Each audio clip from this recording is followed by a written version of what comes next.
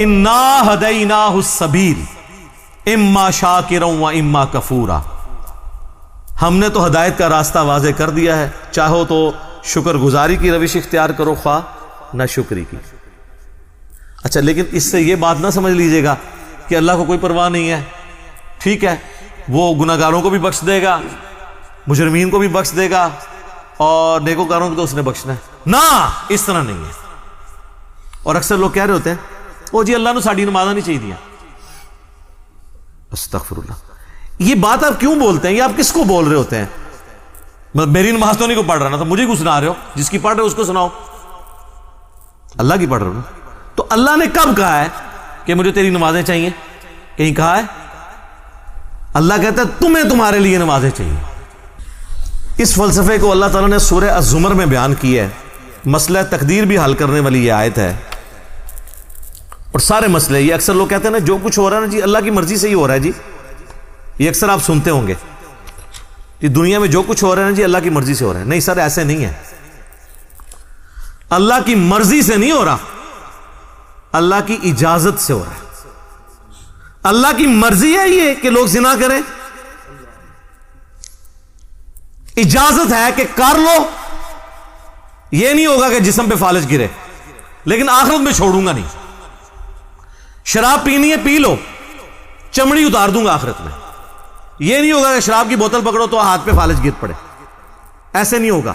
اجازت ہے، نیکی کرنی ہے کرو، برائی کرنی ہے کرو، مرضی نہیں ہے۔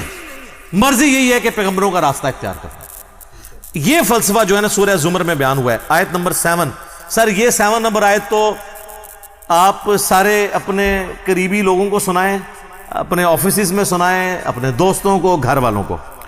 ان تکفروا فإن اللہ غنی عنکم، دیکھو اگر تم اللہ کا کفر کرو گے، ناشکری کی زندگی گزارو گے، تو یاد رکھنا اللہ بے پرواہ ہے، اللہ کو کوئی فرق نہیں پڑے گا۔ لیکن اس کا یہ مطلب بھی نہیں ہے کہ اللہ کو نہیں فرق پڑا تو اللہ تعالیٰ چھوڑ دے گا، نہیں۔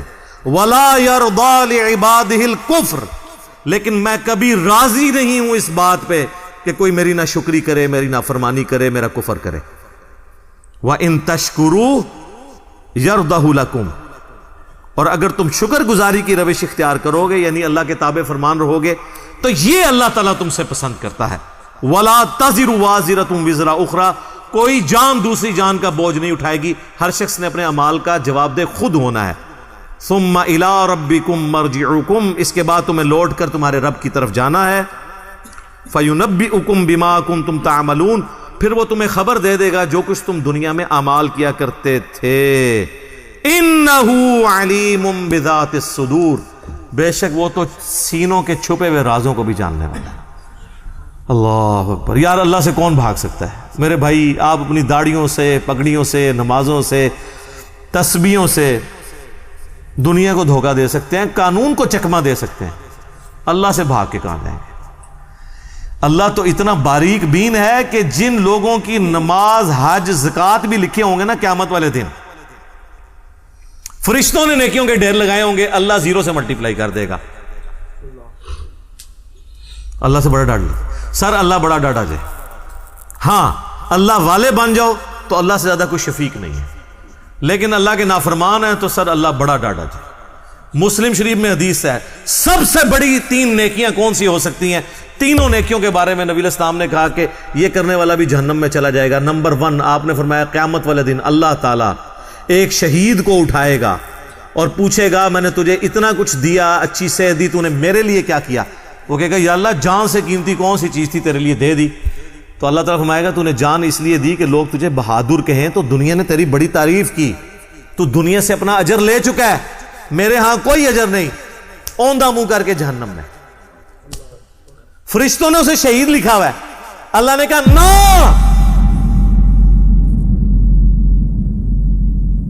آپ اپنی نیکیوں سے فرشتوں کو بھی دھوکہ دے سکتے ہیں، فرشتے تو ظاہری مال کو لکھیں گے، ہاں جی تو یہ حساب کتاب تو بس اس خانہ پوری ہے، اصل میں تو اللہ تعالیٰ خود حساب کرنے والا ہے۔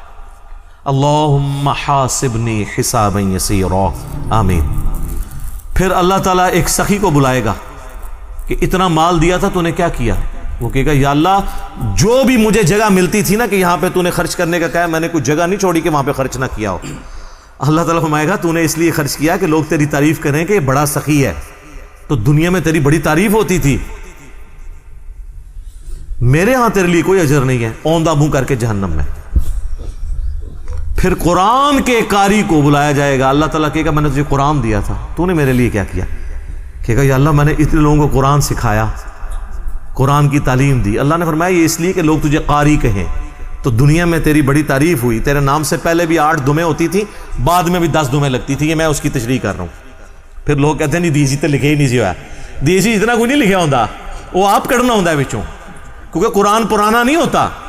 قرآن اگر نبی اسلام کے زمانے میں بات ہو رہی ہے نا سورۃ الانفال میں کہ اپنے جو گھوڑے ہیں وہ جہاد کے لیے تیار رکھو، تو آج گھوڑوں کو ہم میزائل میں اور ایئر کرافٹس کی فارم میں اس کو ترجمے اور تشریح میں بیان کریں گے، ہمیں یہ کوئی گلا نہیں کرے گا یہ قرآن میں گھوڑے لکھا سی تسی یہ کیوں بیان کیتا ہے، تو تسی کھوتے نہ بنو، اپنی عقل بھی استعمال کرو، وہ تو ڈاکٹرین ہوتی ہے۔ اللہ تعالیٰ اس کو اوندھا منہ کر کے جہنم میں پھینکے گا۔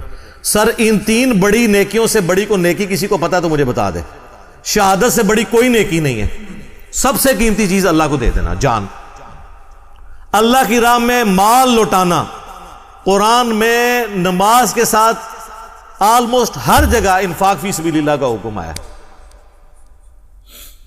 اور تیسرا قرآن کی تعلیم، وہ تو سر بخاری میں حدیث ہے تم میں سب سے بہتر وہ جو قرآن سیکھے اور سکھائے۔ ان 3 نیکیوں سے بڑی کو نیکی پاسبل نہیں ہے، لیکن 0 سے ملٹیپلائی، کیونکہ اللہ کے لیے نہیں کی۔ مسند احمد میں حدیث ہے جس نے دکھلاوے کے لیے روزہ رکھا اس نے شرک کیا، جس نے دکھلاوے کے لیے نماز پڑھی اس نے شرک کیا، اور جس نے دکھلاوے کے لیے صدقہ کیا اس نے شرک کیا۔ کی نیکی ہو گیا شرک، یہ کیا بات ہوئی؟ نماز کیسے شرک ہو گئی؟ نماز تو اللہ کی ہوتی ہے، پڑھی بھی اللہ کے لیے لیکن دکھانے کے لیے کسی کو۔